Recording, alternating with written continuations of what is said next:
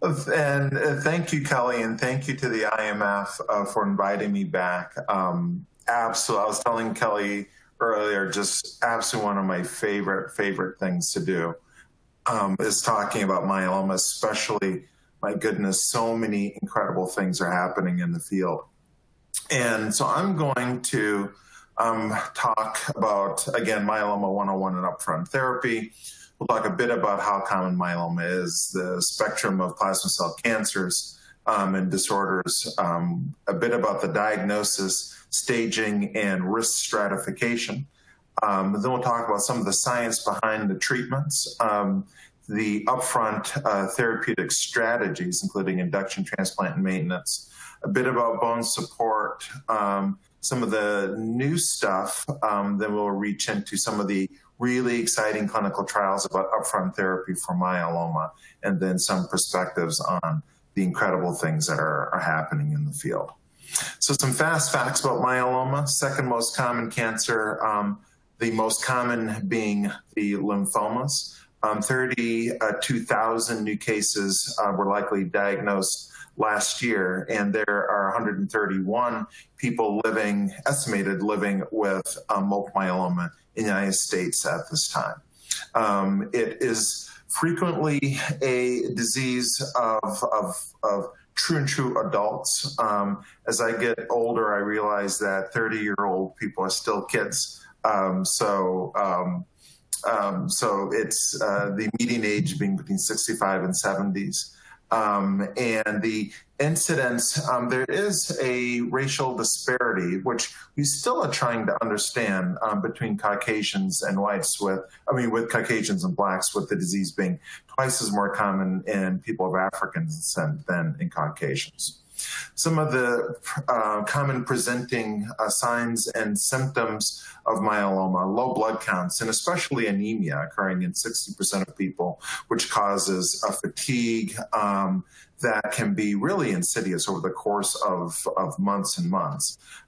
Decreased kidney function. The kidneys filter out lots of chemicals and toxins from the body. So if the kidneys don't work well, people can have weakness and, again, fatigue. Those plasma cells can leave the bone marrow and go to the bone, causing softening and destruction of the bone, resulting in bone damage and fractures and, of course, bone pain. Increased bone turnover, and again, myeloma does frequently leave the bone marrow space to go to the bone, and releasing calcium, and high levels of calcium in the blood can cause fatigue and weight loss.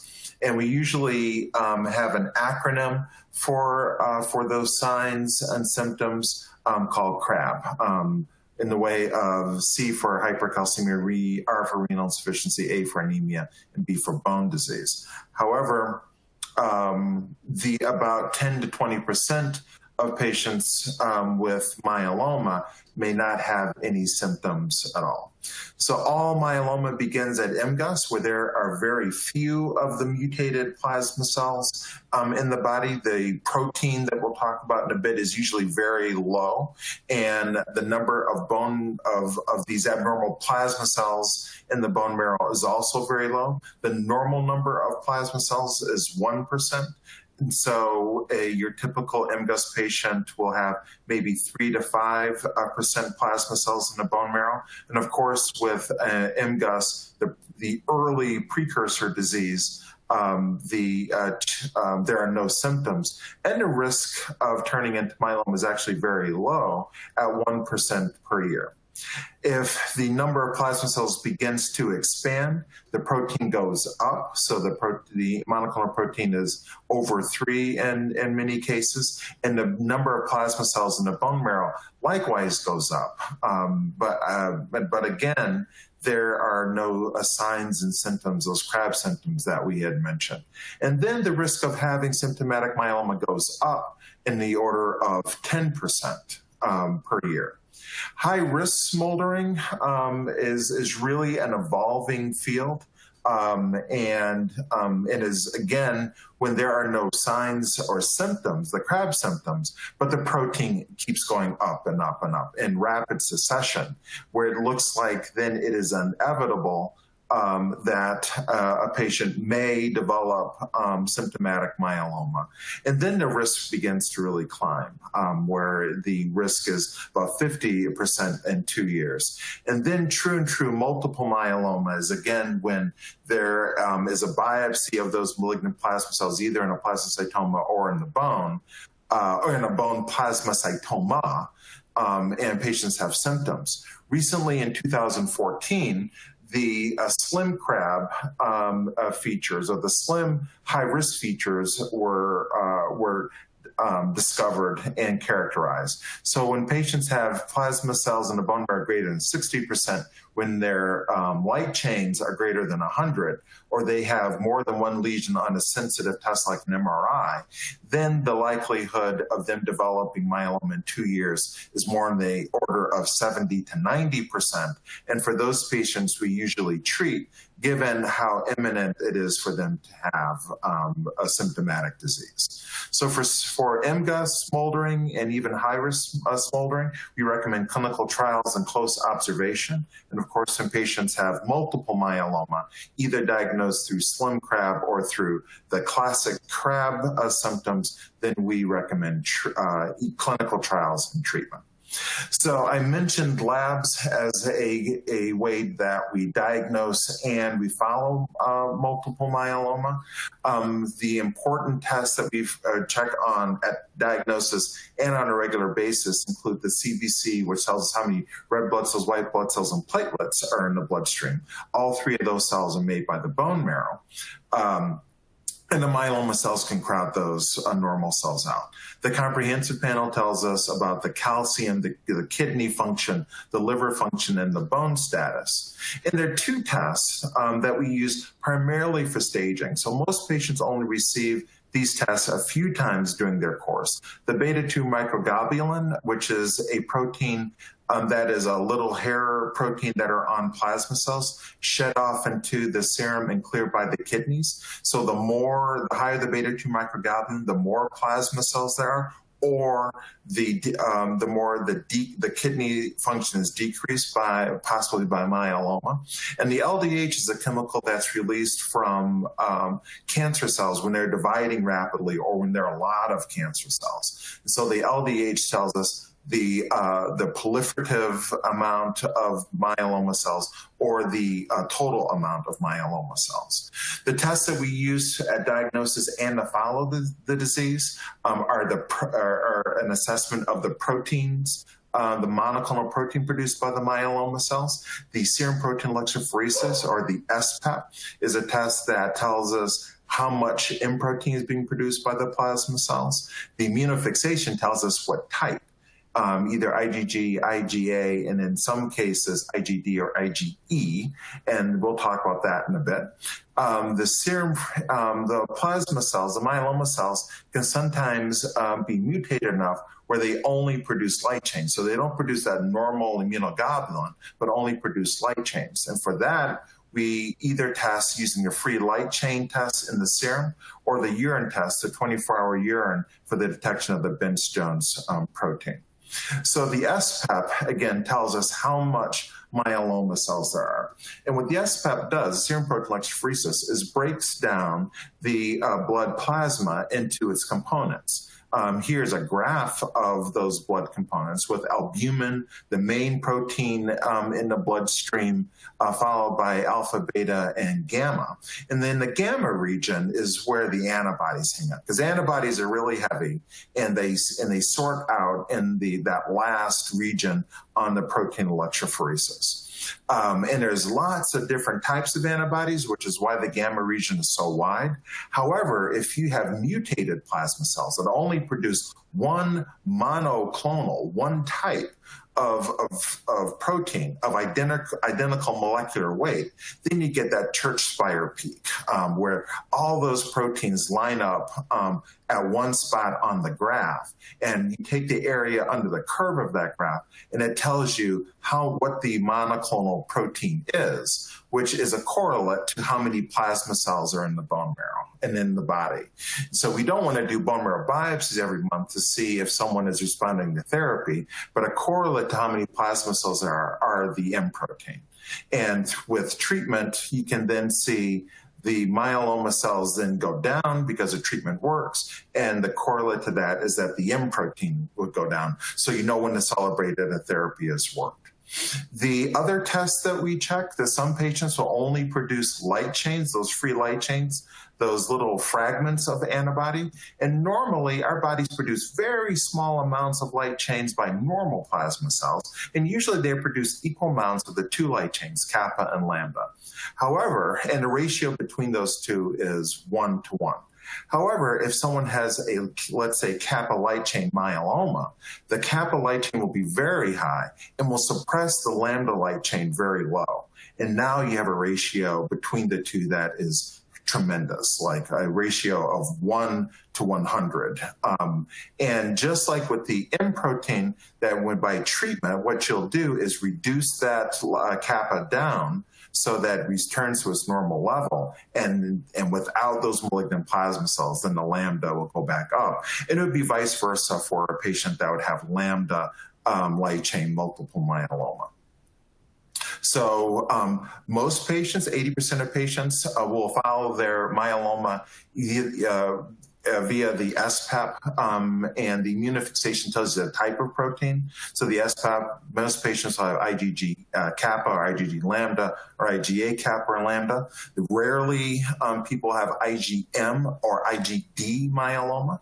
About 20% of patients their myeloma will only produce light chains. That is either followed with the Vince-Jones protein or in the free light chain test. And those light chains can get caught in the kidneys, in the kidney filter, causing kidney damage. And then some patients rarely will produce no protein at all. We call those patients non-secretory multiple myeloma. The other tests that we do, besides the protein tests and lab tests, is you look for holes in the bones via conventional x-rays. We've been doing x-rays for 121 years now, and for myeloma, and we can see some of those lytic lesions. However, PET scan, and there's one of my patients that has some of those lytic lesions in the skull, which are kind of thinning of the bones where the myeloma cells have hijacked those osteoclasts, which cause bone resorption. An even better test, which is 85% more sensitive than the skeletal surveys, are PET scanning, where it will light up where the myeloma cells have increased metabolism and causing bone damage. The diagnosis is confirmed and is absolutely necessary to obtain a biopsy or bone marrow biopsy to determine if the number of plasma cells in the bone marrow is over 10%, and especially to know the mutations which are driving the myeloma. So when we do a bone marrow biopsy, one of the tests that we'll do, besides counting the plasma cells, is looking at the different mutations that may have caused the genesis of the myeloma. So we look at those mutated plasma cells, and the best test that gives us the most information is the FISH cytogenetics test, and it looks for specific mutations that we know are associated with myeloma, because the conventional cytogenetics don't work very well, and we're still working on where gene expression profiling and next generation sequencing actually fits into myeloma treatment decisions. So the main tests that we check for mutations in myeloma are the FISH testing. And patients can then be divided into two groups. One is standard risk, which standard risk patients are a bit easier to treat and have longer responses to therapy. And those are patients that have on their FISH cytogenetics will have more than one pair of chromosomes, so 3 chromosomes, hyperdiploid, or translocation 1114 or translocation 614, or even normal cytogenetics, where the FISH testing doesn't pick up on a specific cytogenetic abnormality. High-risk myeloma, which we're starting to treat a little bit differently than standard risk myeloma, because high-risk myeloma patients will relapse have shorter periods of remission after therapy are those that have the deletion of chromosome 17, gain of chromosome 1, or translocation of 414, or mutations in the p53 gene. So I think it's very important to know in 2020 which risk is assigned to a particular patient's myeloma, because we are beginning to treat people differently based on their cytogenetic risk. And it is part of our staging system. So when we stage myeloma, stage 1 is when the beta-2 microglobulin is low, so there's not a lot of plasma cells, and the kidney function is normal. That the LDH, that chemical that's released when the cells are rapidly dividing, is normal, and then no risk cytogenetics. Stage 3 is when the beta-2 microglobulin protein is high, so there are lots of plasma cells, or the kidneys may be a little bit more damaged, or if the LDH or the high-risk cytogenetics. And stage 2 is when people is kind of the in-between if they don't fit into either category. So how do we treat multiple myeloma in 2020? Well, we definitely use science. We definitely use science to treat myeloma. We use the immunomodulatory drugs, thalidomide, Revlimid, and Pomalyst, that I'm sure you've heard of. We'll talk about that in a bit. We use the proteasome inhibitors, Velcade, Nenlaro, and Kyprolis. And then we have the antibodies, which has really, truly revolutionized myeloma therapy in just the past 5 years. And there's so many other drugs that are coming, that have come down the pipeline, been approved by the FDA. And we need to add cellular therapy, CAR T therapy, which was just approved just today for the treatment of multiple myeloma. So let's talk about those IMiDs, the Revlimid. So how do the IMiDs work? How do they work to control the myeloma? Well, it uses science. So it does, the Revlimid, the Pomalyst, and thalidomide do inhibit DNA to a very small extent, but a bigger part of what they do is that they were originally designed to inhibit blood vessels, thinking that if you starve the blood vessels from the cancer cells, that the cancer cells would go away. However, it really is the inhibition of those cytokines that causes the myeloma cells to die.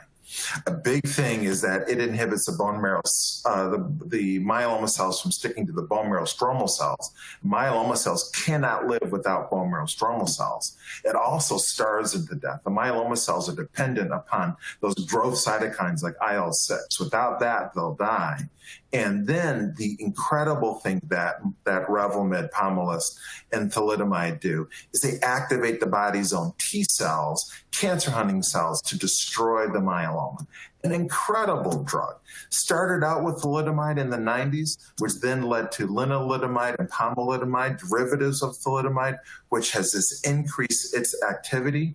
Iberdomide is the newest in class and is actually in middle and almost late clinical trials. And just recently, CC92480, a cerebon-3 ligase modulator, which has incredible activity in very early studies in myeloma. The proteasome inhibitors, how they work is that there are these little proteasome organelles inside every cell, but really in myeloma cell. And, myeloma cells are very dependent upon proteins. They produce lots of proteins, those light chains and those M proteins. They have all those adhesion proteins. And so when myeloma cells produce those proteins and they have lost their function, then what happens is that they go into the garbage disposal inside myeloma cells, and they get chewed up by the proteasome and then spit out of the myeloma cell. And myeloma cells are extraordinarily dependent upon the proteasome because they're turning over and making tons of protein. What if you could inhibit that proteasome? If you could put a cork in the exhaust pipe of the myeloma cell, or pour cement in the garbage disposal, then you actually utilize that one feature of myeloma cells, that protein-producing feature, against them. All those proteins build up inside the myeloma cell and they pop. They die. They just detach from the bone marrow stromal cells, and they can't utilize all those cytokines. And there are 3 proteasome inhibitors. The first was Velcade that came out in 2003, followed by carfilzomib, an irreversible proteasome inhibitor. And then the oral version of Velcade and Laro came out in 2015, about 5 years ago. The antibodies are so exciting for myeloma, that myeloma cells have a specific set of proteins that are on their surface that really tell you what a myeloma cell actually is, including CD38, SLAM7, and because your body doesn't make antibodies against myeloma, those antibodies have been made in the laboratory. And the antibody against CD30 is daratumumab and isatuximab. The antibody against SLAM7 is elotuzumab. Blintanumab was recently approved against the BCMA protein, and CAR-T was just approved just today, which is also against BCMA. The way that these proteins work is, these antibodies work, is that when the antibody sticks to the myeloma cell, it calls in the immune system, which destroys those plasma cells. Those T cells come in when they see that attached antibody and go into hand-to-hand combat against the plasma cells. Complement is a protein that attaches to antibodies that bores holes inside the cells. And the antibody actually cross-links beneath the receptor, which then short-circuits the plasma cells and kill them. And when the antibodies attach to the myeloma cells, they're detached and thrown out of the bone marrow. And again, without being attached to the bone marrow stromal cells, myeloma cells can't live. So we have all these tools of the trade for frontline therapy. And the standard induction therapy that we use for myeloma is usually RVD. So how do we treat a newly diagnosed patient? Well, again, like I mentioned earlier, we do a bone marrow biopsy and divide them into, and if a patient is not a transplant candidate, we divide them into standard risk, a high risk myeloma. And then we use primarily Revlimid, Velcade, dexamethasone, combination of those drugs that I had just mentioned. And at times, if a patient can't receive Velcade for some reason, that we can use Dara Revdex, which has been approved by the FDA. Very, very, very good therapy for myeloma. And then what we usually do, or frequently do, is have patients on maintenance therapy after they have their induction therapy. For transplant candidates, and I would say the vast majority of my patients are transplant candidates, and age is not a discriminator for transplant, that if they're high risk myeloma, these days, and I'll show you some of the evidence of why we start leaning towards a 4-drug induction therapy, such as Dara RVD, adding the antibody on to the RVD backbone, and sometimes use carfilzomib as a 3-drug induction. For our standard risk patients, we then do RVD for 4 cycles, followed by autologous stem cell transplant. And we strongly recommend transplant because what we want to do is drive the disease as low as we can. On the Iceberg model, we want as least myeloma. We want to drive so we don't see any protein. When people are in very good partial responses where their M protein has gone down by 90%, or complete responses where there's no protein at all seen in the blood test. And even with that, as you can see by the little red line below that, there still could be plasma cells left. That's when we start using minimum residual disease testing, and we're still trying to see where does that fit in the care of the myeloma patient. But it tells us how deep we can get responses these days. And with treatment, we bring down, again, the myeloma cell. So I like to tell patients is that when we talk about transplant, we use a 1-2 punch. That we use RVD as like a right-handed punch. We're punching the bad myeloma guy, and the myeloma is not anticipating that it's going to get hit with a left hook. And you deliver that transplant, that chemotherapy left hook, and it knocks the bad guy out. We know that because of a trial that was done in 2009, the IFM trial, where they got patients who were age 65, and that limit was set by European standards for how old they treat they do stem cell transplant. Those patients are divided either into receiving RVD for 8 cycles or RVD followed by transplant, RVD consolidation, and everyone got Revlimid maintenance. The one caveat to this trial is that at the time, back in 2009, there weren't a lot of available therapies for relapsed myeloma, so 76% of patients got a transplant as their salvage therapy. And so there really isn't a transplant versus no transplant, but more of a transplant versus delayed transplant trial. But it gave us some really important information, because what it told us, when you compare RVD with delayed transplant to RVD with upfront transplant, yes, that transplant has a bit more toxicities than RVD alone. However, a lot of those, most of those toxicities happen while patients are in the hospital or as an immediate follow-up outpatient and are controlled. But the big thing is that the median time to relapse, how long does it take the disease to come back? Longer with having transplant because of those deeper responses. The overall survival was the same between the groups, and the reason is that most patients that relapsed with RVD alone then received transplant as salvage therapy. So we now know that really transplant can be delivered either later or upfront, but we prefer upfront. And the big thing, the big news, is that those very deep responses were achieved by adding the transplant. You're knocking the bad guy out with that left hook that they're not anticipating, that knocks them out for a longer period of time, deeper response, and more MRD negativity, going deeper on that Iceberg model.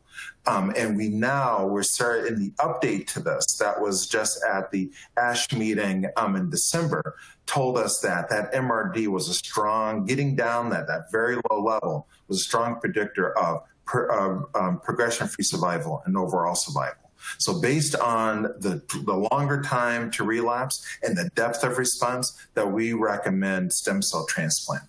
So what do you do after stem cell transplant? Well, the Stamina trial told us about that. That was one of the biggest trials, randomized trials in the United States for multiple myeloma.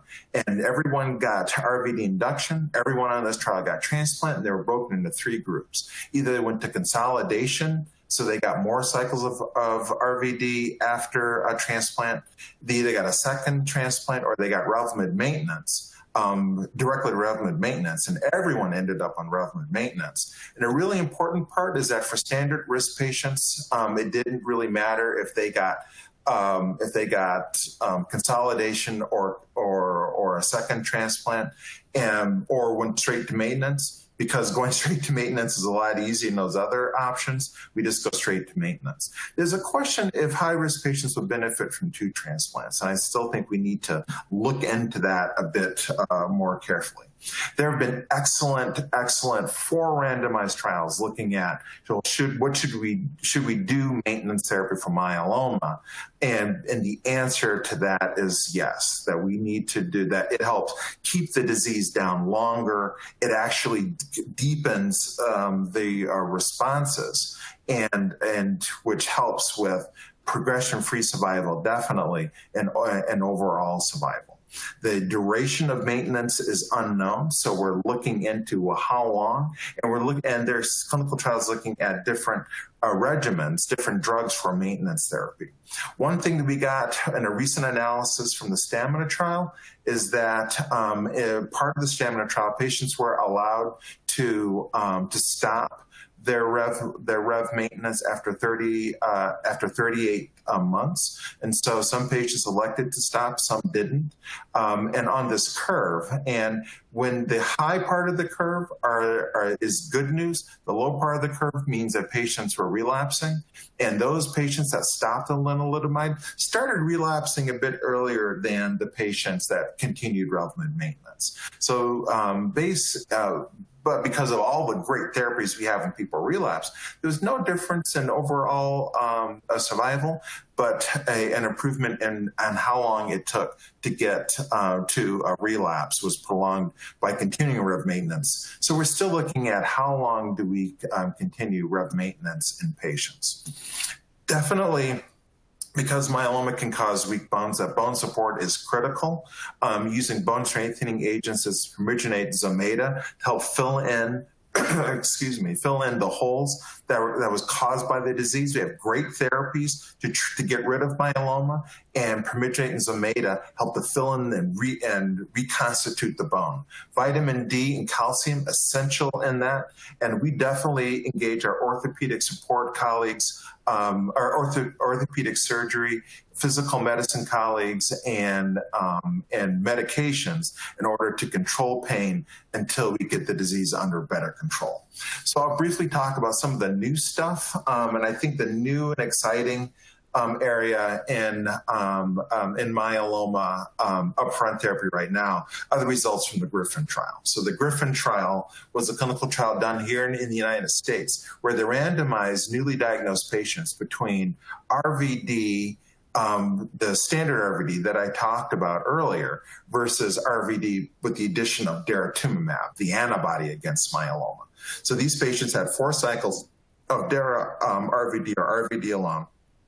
Everybody went to transplant, and then they received a consolidation phase followed by maintenance, and the maintenance with either Dara Revlimid or Revlimid alone. And so patients on this trial either received the absolute standard of care of RVD followed by transplant and RVD and Rev maintenance, or they received the addition of Dara to that. The impressive things about, and again, a lot of this is early data, but the impressive thing is the addition of daratumumab did have deeper responses that after consolidation, there were more patients in stringent complete responses than in the RVD. The response rates between the two, excellent, 99% response rates. When I was starting to do this, 30% rate. When I was a resident, 30% response rate was the median response rate in myeloma. Now we have 100% response rates. And with RVD, 91% response rate, but deeper responses with the addition of daratumumab. And this is kind of a complicated graph, but the black at the top is kind of what I would bring your eye to, that those are the patients that had the stringent CRs, where they couldn't find any plasma cells in the bone marrow. And after consolidation and then on maintenance, those responses deeper. So people got better responses even when they were just on maintenance therapy and better with daratumumab. And MRD negativity higher again with the addition of daratumumab. So response rates were, and depth of response were greater, and we still need much more data on the progression-free survival, but between the two. Both progression-free survivals are very good at 2 years, but really the tail of the tape is what's going to happen in the next several years to tell us if it's going to be practice changing for all patients. Because high-risk myeloma, it's really important to get those deep responses with high-risk myeloma. That's why we're beginning to use Dara RVD based on this early data to get those really deep responses for those patients. And there are a lot of trials that are looking at 4-drug induction therapies. And my best guess is that that will be the standard of care in the next few years, if not more, even more incredible things. So again, when I first started doing this, I don't want to tell you how long ago, the responses were like 35%. We thought we were doing fantastic. But over the years, we are now, the standard really is to have a 80 to 90% response rate. And the major responses, we're expecting high numbers these days. So it's important to know what your goals of therapy are. To know what you want out of your myeloma therapy. We also want to and that's why it's important to know what your M protein is. Either your light chain or your heavy chain, know where you start and know where it's going, because you really want to know that depth of response. You need to know when to celebrate and go out for ice cream, or when to talk to your doctor about other treatment options. And so it's important to know your M protein, because the more plasma cells there are, the higher the protein. And with treatment, then you know that will go down. What is your myeloma risk? Because definitely we're looking at risk and stage very carefully, because there are more and more treatment options available. And always talk to your doctor about treatment options, either upfront or at relapse. Critical thing. Know your response, know the side effects of when to expect it, and know who to call, know who's on your care team. And I would always recommend getting a second opinion. I receive a lot of second opinions. I send my patient to other myeloma doctors with second opinions because it's good for patients. It's good to hear a different person talk about their disease. And it empowers patients. It empowers me to hear other people's perspective. And so always recommend obtaining a second opinion. And clinical trials, none of this would be possible without clinical trials. With the new biology and 3 and 4 drug regimens, now the response rates for newly diagnosed myeloma are really in the order of 90 to 100%. It's incredible. We now have 7 drugs because CAR-T was approved today, so 7 drugs approved by the FDA, and 4 new classes. I need to update this slide, obviously, because of the new news that came out today. And we use novel therapy. It's incredible. I mean, when I first started doing this, the median survival of myeloma was 2 to 3 years, and now we're pushing 10 years, and it just keeps getting better. In 2004, there were 50,000 people living with myeloma. Now there's 131,000. It's not because the incidence has gone up so high with myeloma. It is the incidence has actually not changed for myeloma since 2014. So where did that extra 50,000 people come from? It's because people aren't dying from myeloma like they used to because of these incredible new therapies. And myeloma is not curable yet, but is definitely survivable, and clinical trials and new drugs being approved like today is the answer to that. Thank you very much. And a lot of information and good information. I think that a lot of people will benefit by that. So let's go into questions. We got a few. Do you see them, Dr. Cole?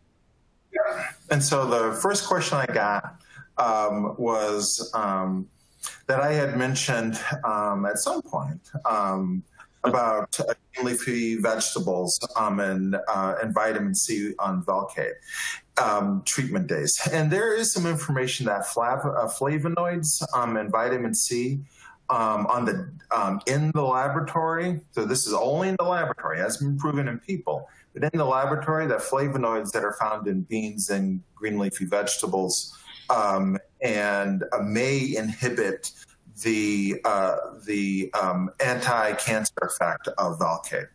That's only found in the lab. But what I tell my patients is on the day that they get the Velcade, on that day of the week, that I would just, I would avoid the green leafy vegetables. Eat them every other day because they're super good for you, super good for you. Very important to have a well-balanced diet, and nutrition is critical. But on that one day is when I ask my patients to maybe lay off of it.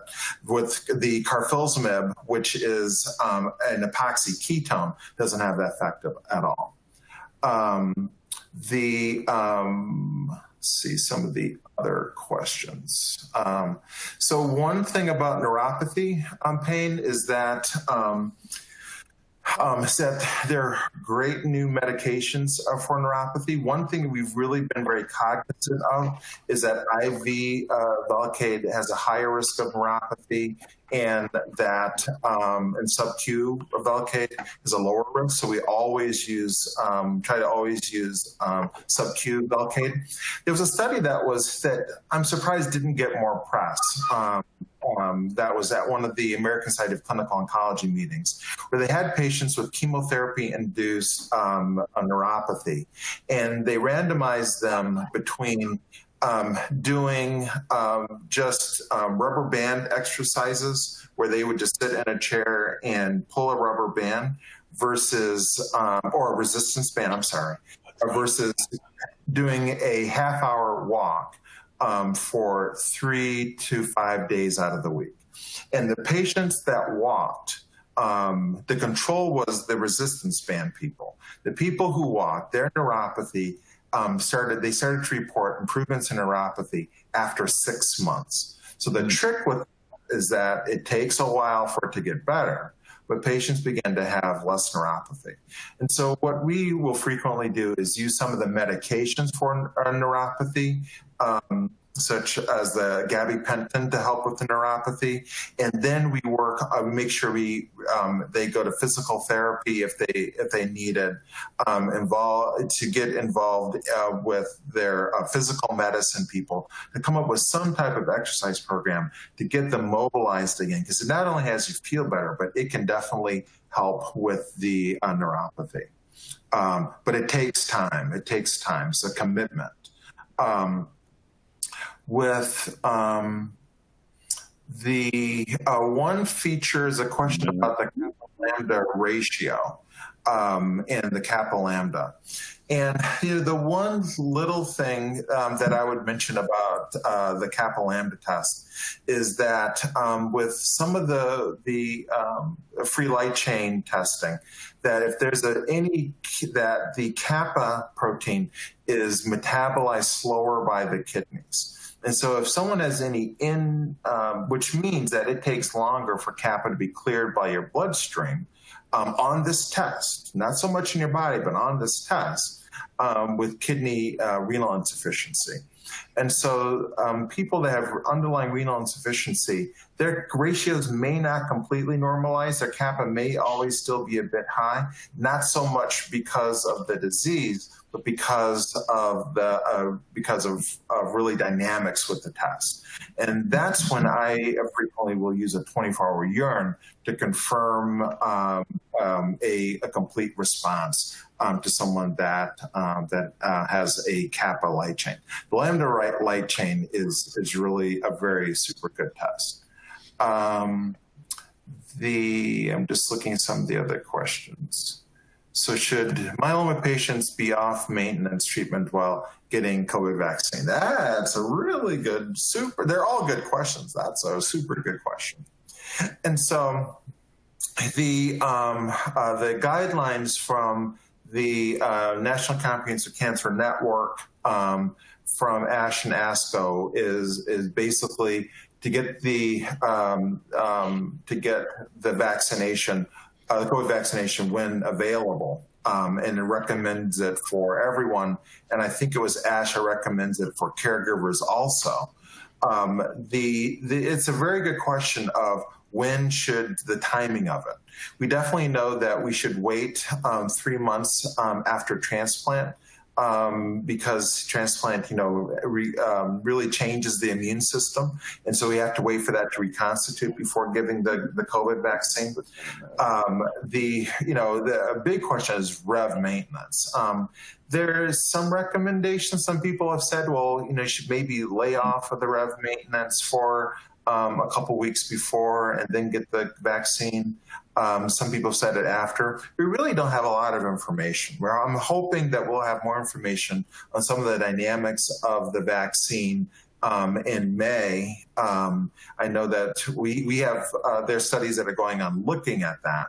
But I really tell my patients that it's really important to get the vaccine. That if we can hold the Rev maintenance, that if they've been on Rev maintenance for a long time, not a bad idea. But if they're just starting on Rev maintenance, I would get the vaccine regardless. But it's more important to get the vaccine than some of the timing issues. Let's see, other questions. Go up. Craig, do you know if there's a support group at University of Michigan? Is that it? For African Americans? Can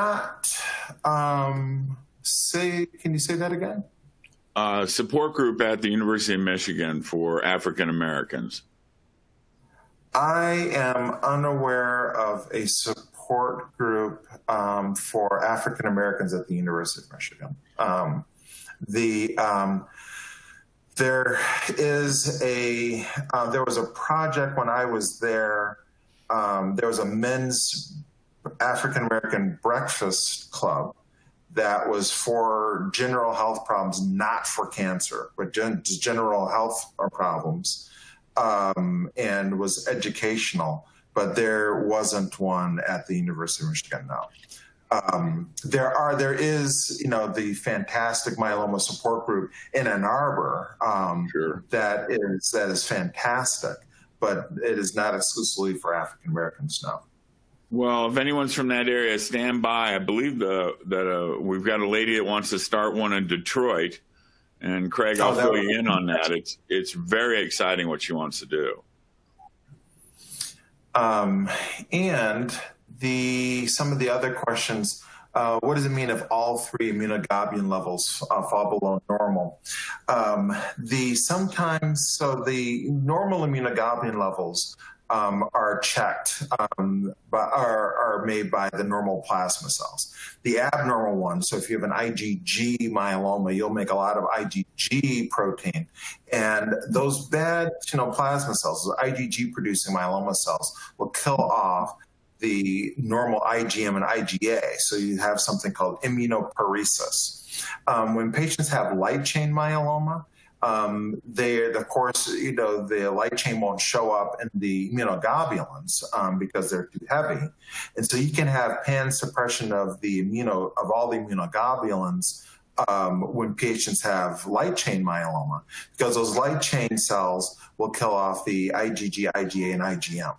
When patients are therapy for myeloma, especially when they're getting steroids, but all the myeloma therapies will decrease the production of immunoglobulin by the normal plasma cells, and of course it'll hit the myeloma cells too. So you can get a decrease of the immunoglobulins across the board with a therapy for myeloma.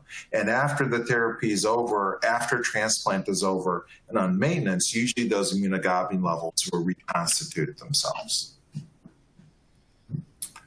And I'm just looking through some of these.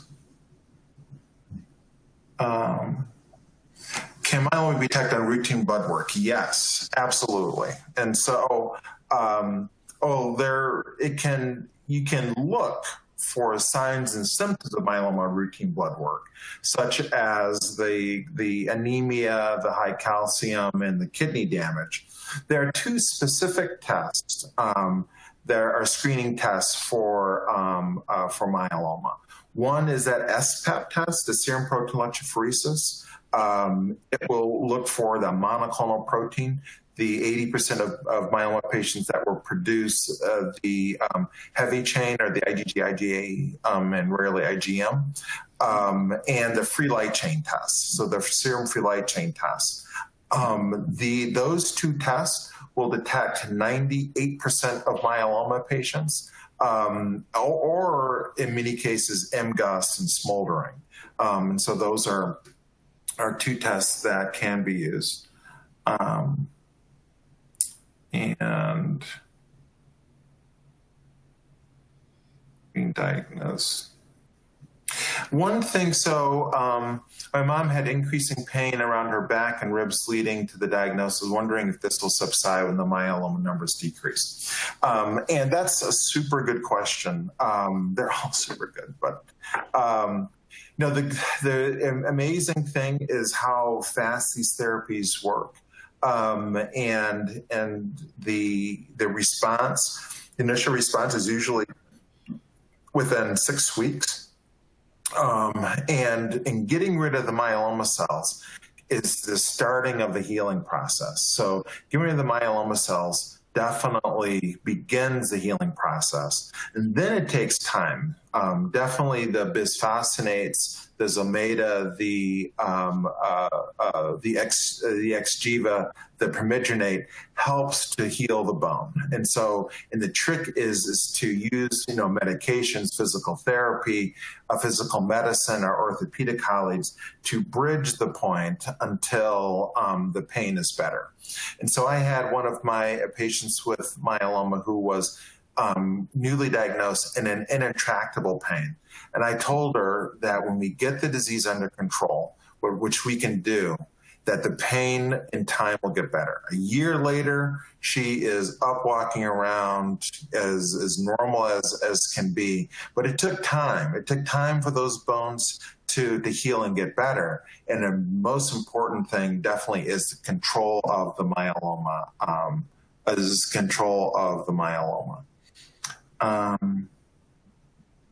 Craig, I have one more question for you. Sure. It says, at what point can we expect to see CAR T option as an option for patients in first relapse? Yeah, that is,